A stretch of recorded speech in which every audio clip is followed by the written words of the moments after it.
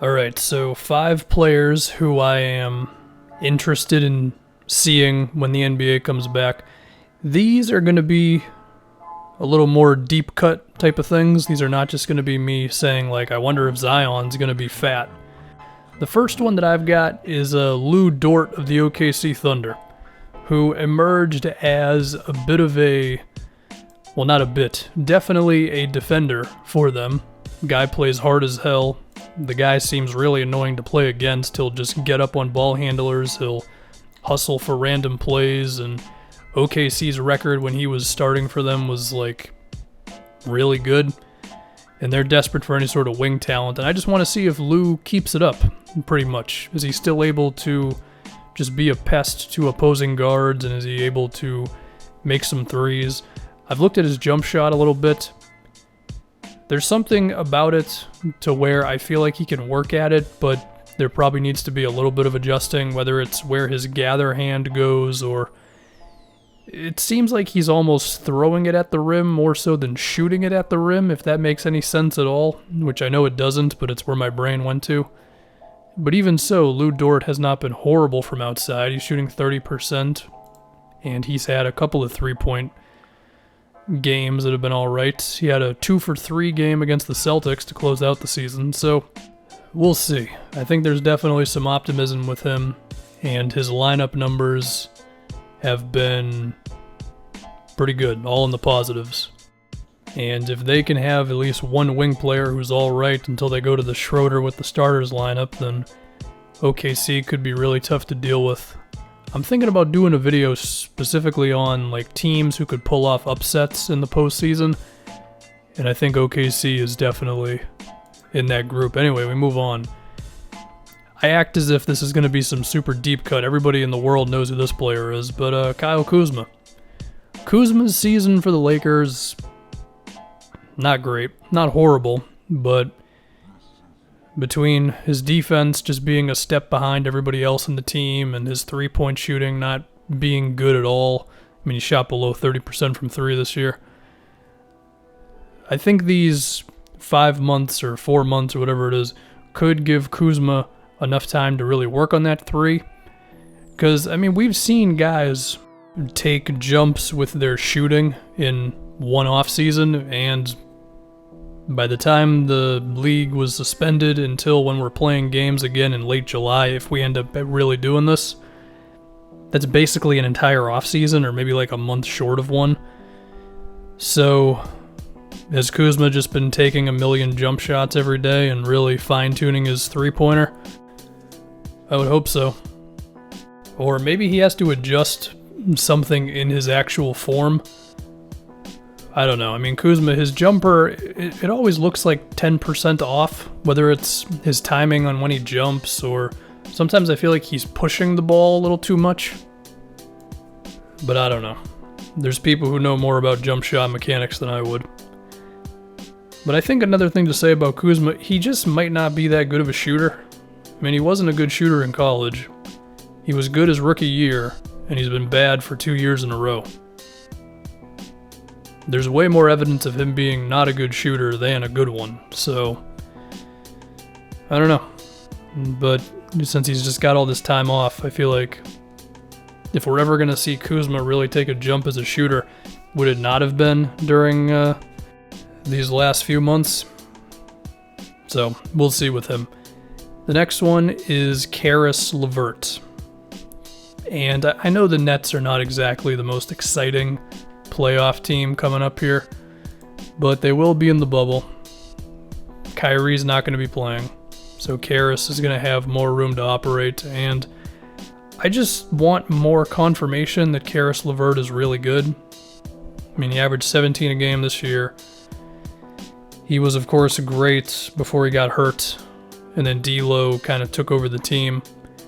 And I feel like Caris is in this weird spot where the Nets could commit to him, or they could look to move him in a deal. And I just want more information on Caris Levert, and I feel like with the time off, similar to other guys, that could help him work on his jumper and just work on his off-ball game in general. Now, as far as how many games Caris is really going to be playing, I mean, he's going to maybe play all 8 of the quote-unquote regular season games, and then we assume the Nets make the playoffs. Although I guess it wouldn't be a horrible idea for them to tank, you know, just lose all 8 games and play none of their good players, but whether the players themselves would be okay with that or not, I don't know. The next guy to talk about is a dude I made a video on not long ago, Mo Bamba.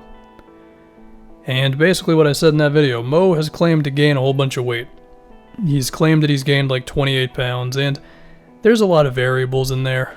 The biggest being, when did he weigh himself? Was it in the morning, at night? Was it after he ate? Was it before he ate anything for the day? Did he have clothes on? Like, there's so many different factors involved there. And we're going to imagine just with how much more activity he's going to have, like once the training camp, because there's going to be a little bit of a training camp pops up, he's probably going to lose a couple pounds. But if Mo has truly gained all of the weight that we ever wanted him to gain, then that could be huge for him as a player. Now, I understand NBA players are physical anomalies, but it is kind of wild to think that you would gain over 20 pounds of muscle in, 4 months? I mean, you can certainly gain 20 pounds in that amount of time, but is the majority of it going to be muscle? I don't know about that. I guess, could you convince me that he gained like 9 pounds of muscle? Sure. But I guess if anyone was going to be able to build that much muscle in that amount of time, it would be a 7-foot-tall NBA player. So, there you go. And maybe Mo has been taking a few three-pointers as well. That would be great if he got better at those. I would imagine that it's not as easy to work on your pick-and-roll defense when you don't have pick-and-rolls to defend. But I guess you could still work on lateral quickness and defensive schemes and all that. And also, if we're honest with ourselves, a decent amount of these guys have probably been practicing with either other players or other trainers or whatever. I mean, I saw the video of Gordon Hayward taking jump shots from a guy, and there's a decent chance that Mo has been defending some sort of action against another human being. Anyway, I've got one more, and it's 2 players in one. This is a Celtics deep cut, and I've been hinting at this for a little bit. It's Grant Williams and Semi Ojeleye. 2 guys who you could say similar things for. They're good on defense. Semi, maybe a little better on the ball. Grant, better team defender, switchy guy, all that. They both suck on offense.